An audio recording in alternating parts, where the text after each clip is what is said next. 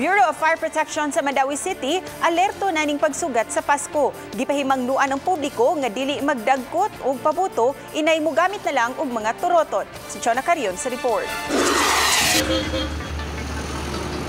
Ang dakbayan sa Mandawi nagpatuman sa total ban sa firecrackers. Walay gitugutan nga mamaligya og pabuto subay sab sa ordinansa sa syudad. Apan adunay duha ka mga negosyante nga gitugutan nga makapamaligya og pyrotechnics kay kompleto ang ilang permits.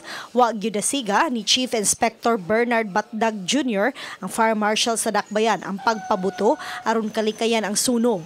Kahinumduman nga niadtong January 1, 2017, tulo ka mga sunog ang miulbo sa Mandawi City at tulgyod sa bagong tuig.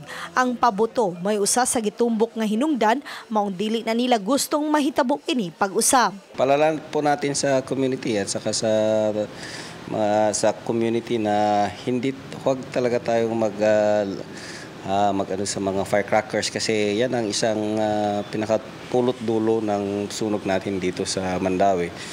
Based on dun sa history natin dito sa Mandawi. Hugot usab ang monitoring sa mga otoridad sa syudad sa Mandawi sa mga tago-tagong namaligya og pabuto og pyrotechnics nga walay mga permit. Sa pagsuroy sa balitang Bisdak Team kaganiha, aduna gyoy namaligya og fountain og uban pa, apan nagdumili pagluwat og pamahayag. Diri lang gyud sa Mandawi we have two nga areas kung asa ang mga nakakuha sila og permit to sell. So any other mga illegal ato adjunar sila lang konpiskahon. Chona Carion, Balitang Bisdak.